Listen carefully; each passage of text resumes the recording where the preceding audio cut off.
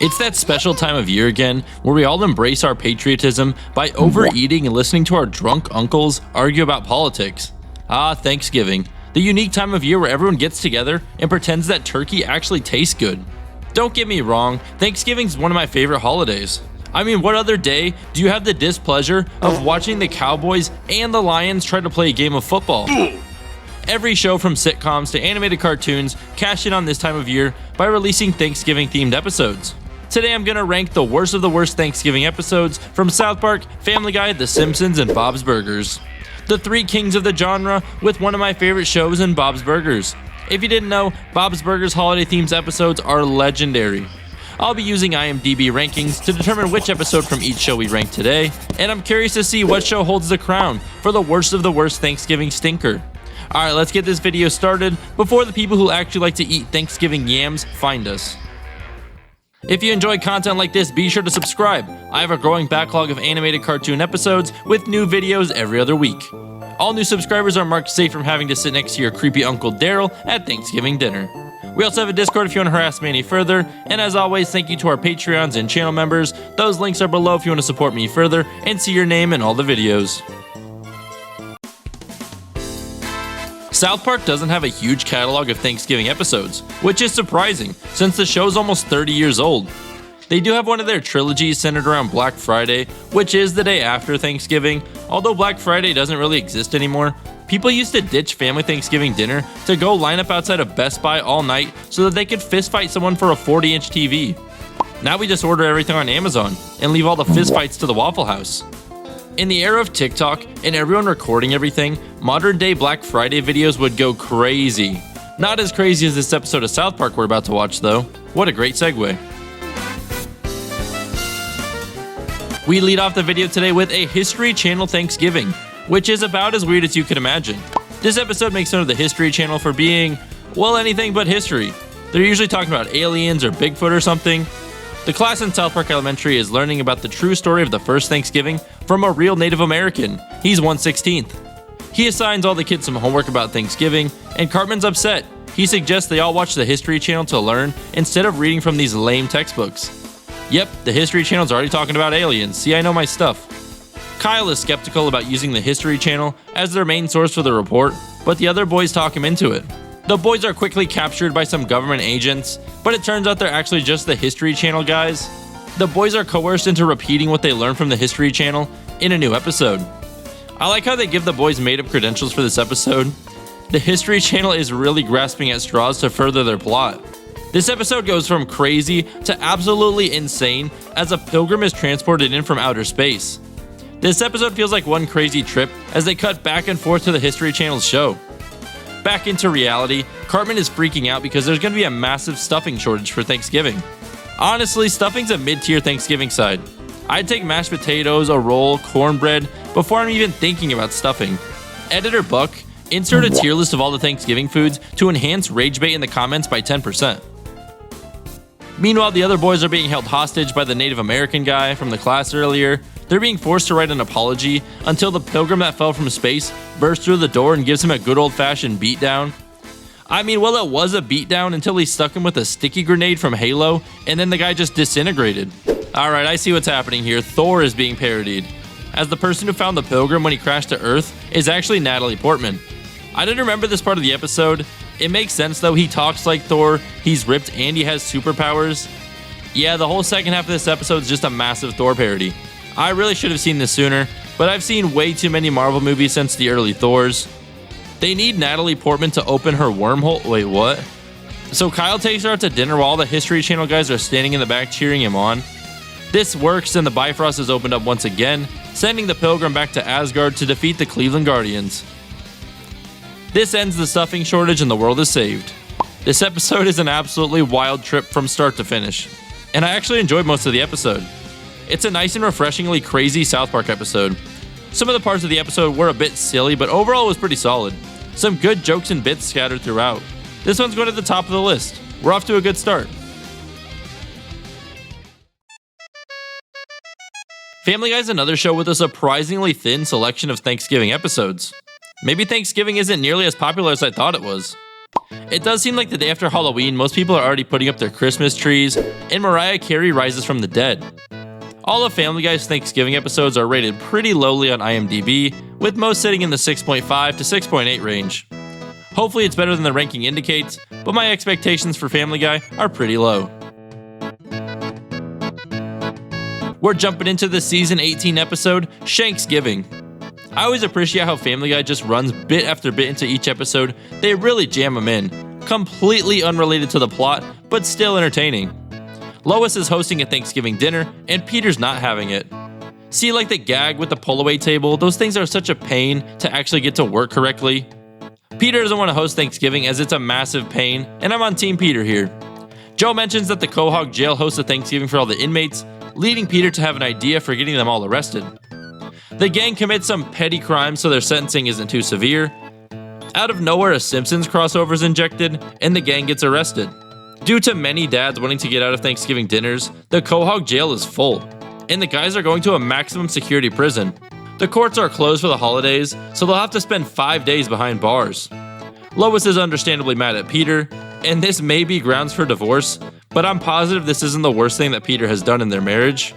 Coincidentally, Stewie has a lot of prison pen pals. Not sure if this is a one-off bit or an actual B storyline. The guys are struggling to adapt to prison life, and they need to join gangs for protection. Okay, the Stewie B storyline wasn't real, but it does lead to another one-off bit. Everyone's able to join a gang, all except for Peter. Peter is approached by a gang to join, but their initiation requires Peter to shank Cleveland. This episode has quickly abandoned the Thanksgiving themes. Oh wait, we shifted to the Thanksgiving dinner that Lois is hosting. Back at the prison, Peter is going to have to go through with shanking Cleveland until Quagmire shanks him, leading to a train of all the guys shanking each other. Weren't they only in prison for 5 days? They turned on years of friendship in a couple of days. Shows how strong their bond really is. Peter has an epiphany on the true meaning of Thanksgiving, and he misses his family. He apologizes to Lois and they make up. The warden, who is definitely not some crazy inmate, unlocks the door to the visitor center, and Peter is free. Add on escaping to his prison charges. This episode was good. Nothing too crazy, but a solid episode. I could just switch my brain off and enjoy it. The side gag where Stewie marries an inmate was kinda weird, but the prison story was good. The Thanksgiving vibes were mostly tossed aside after the first few scenes, especially when lifelong best friends resorted to assaulting each other to make their long weekend in prison more bearable. That feels somewhat against the spirit of Thanksgiving, and personally, my family doesn't do that tradition anymore. Overall, I enjoyed this episode. It's going below South Park's History Channel Thanksgiving on the rankings today. Alright, it's no longer a trend. These shows just don't do Thanksgiving episodes very often. In almost 40 years of Simpsons, they have a whopping 6 episodes listed as Thanksgiving episodes, with one of those being a Treehouse of Horror with a Thanksgiving segment. We are really praying on Bob's Burgers to save us with a decent episode, aren't we? The Simpsons episode we are covering today is only a couple of years old, so this will be a nice glimpse into the modern Simpsons. We're jumping into a 2023 episode with season 35's It's a Blunderful Life. I just turned 28 recently, and The Simpsons still have me easily beat in seasons. I love the Thanksgiving intro to this one. We join The Simpsons 60 years into the future as an older Lisa tells the story of when a blackout almost ruined Thanksgiving forever, leading us back to the modern day. An Arctic blast is scheduled to hit Springfield, and Homer has not made the proper preparations to the house. 35 seasons into the show, and it's still Maggie's first Thanksgiving. It's Hawaiian Day at Homer's work, which is convenient as temperatures are deadly low outside. Not sure why, but there's an anti-union song and dance going on right now. I mentioned how I haven't seen many modern Simpsons episodes, and Mr. Burns sounds way different. It makes sense though, as it's the same voice actor who's been doing his Ruffly voice for almost 40 years. Shout out to Harry Shearer, 40 years in the same role is super impressive. A fire breaks out in the nuclear plant, leading to everyone evacuating. This scene doesn't show the massive winter storm that was occurring when Homer went into work. Since the nuclear plant had a fire, the entire city is without power, and everyone decides that Homer is the scapegoat. Homer starts fixing the windows, preparing for the storm, and this sets Marge's internal alarms off. She knows Homer had something to do with the power outage. Homer thinks the government will help them in a time like this, and this might be the first good joke of the episode. The family's bored because the power being off is one thing, but no power also means no internet. Homer tries to go to Moe's, but the entire town is still blaming him for the power outage. Instead of working towards a solution, they spend all their energy despising Homer. Grandpa Simpson comes in clutch by bringing in some firewood to keep them all warm at night. Springfield somehow transport the Simpsons house on top of a cliff. Flanders still being his neighbor on top of the cliff is a really funny bit. Marge is having trouble sleeping. She can't tell if Homer is lying that he didn't cause the outage or if he's telling the truth. The Simpsons believe Homer, and they realize the only person who could be behind the outage is Mr. Burns. Without any concrete evidence, the town turns on Mr. Burns, and he's forced to pay a fine. The town helps them bring their house back in exchange for a Thanksgiving dinner at the Simpsons' house. And the episode ends there. This episode was pretty middle of the pack. Nothing stood out as over the top in any regards. Nothing very funny, and the story was kind of all over the place. This is the second or third modern Simpsons episode I've seen, and I can see why people dislike it. It doesn't have the same charm as the first 9 seasons. If you have any recommendations on some good modern Simpsons episodes, I'd love to hear them in the comments. For now, this episode's bringing up the rear on our rankings today. Bob's Burgers clutched up, boys. Not only do they have the most Thanksgiving episodes out of any of these series, but most of them are consistently rated at 8 and above. Bob's Burgers will always pull through, especially on these holiday-themed episodes. Unfortunately for Bob's, today we're taking the worst-rated holiday episode. South Park's episode does hold a slight edge over this one in the ratings, but Bob won our best of the worst Halloween episodes video. Can they claim back-to-back holiday victories? Let's thicken the plot and find out. Last but certainly not least, we have Bob's Burgers Season 13 episode, Putsgiving. I never thought about combining Thanksgiving and mini-golf, but let's see if they can pull it off. Tina is stressed about looking mature and asking permission to attend a post-Thanksgiving bonfire beach party with her friends. Just as Tina was about to ask permission, Luis interrupts, as Linda's about to throw out a half-off mini-golf coupon. What a tongue twister. That took me like 6 takes. It's Thanksgiving morning, and the mini-golf course should be empty. Luis gets Gene and Tina on board for their own reasons, and reluctantly Bob agrees to go. Bob likes to get real freaky with his turkeys on Thanksgiving, so he had to tell the turkey bye before they left. Linda's struggling, and like any good golfer, she's lying about her score. Luis doesn't want to leave the first hole. She wants to stay and mess with the animatronic Yeti and make it dance. The kids decide to stay at the first hole until Tina wants to appear more mature, and she decides to play with Bob and Linda. So you're telling me Luis wanted to play mini golf? Then after dragging everyone in the family out on Thanksgiving, she wants to stay at hole number 1 and goof off? Come on, Luis. Luis and Tina end up getting into an argument. Tina is finally working up the courage to ask to go to the beach party, but she keeps getting interrupted by Linda's competitive mini-golf spirit. Tina secretly wants to join the kids' shenanigans, but she still needs to appear mature to her parents. Bob has been subtly smack-talking Linda's golf game all day, which is pretty funny. Bob is truly a model husband. Luis jams a putter into the Yeti's legs to get them to stop moving, but when the golf ball goes through, they reactivate. The putter is stuck in the legs, and the legs fall off of the animatronic, and the kids are now in a pickle. Tina and Luis are still fighting. If Tina would have just helped them initially, they could have done this Yeti shenanigan in less than a minute and all went back to golfing.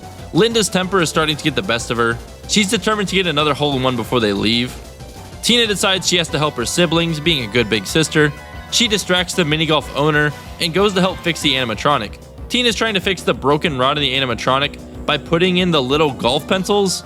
Surprisingly, more customers have arrived to play mini-golf on Thanksgiving Day. Linda's finally ready to go when Bob tells her she can drink wine at the house, and the animatronic Yeti's fixed. But not for long, as it breaks when the next family tries to use it. The kids fess up and tell the truth, and Bob has to pay for the repairs. Oh yeah, not a problem for the family of 5 who lives in the city where their only income comes from a struggling restaurant. Oh yeah, and they're also banned from the mini golf course. Bob gets to bake his turkey, and the kids are grounded. Tina isn't allowed to go to the party, but Tina had Luis's back, and their bond as siblings is stronger because of it. This episode was solid. Usually the Bob's Burgers holiday episodes hit just the right notes, and they're kind of memorable, but this one falls short of that. Thanksgiving was more of an afterthought in this episode. Bob and Linda's dilemma of her not being able to hit a hole-in-one and getting increasingly angrier about it was never really solved. The kids all just took the L with the Yeti. One of the lone saving graces was Tina and Luis growing a strong sibling bond. I'm putting this one below Family Guy and above Simpsons on the ranking today. Bob's Burgers couldn't hold the back-to-back crown for the best worst holiday episode. We've got a new champion in South Park. The History Channel Thanksgiving was a pretty good episode. I've only seen it one other time, but I enjoyed the rewatch and I'd recommend it if you need to kill some time this Thanksgiving.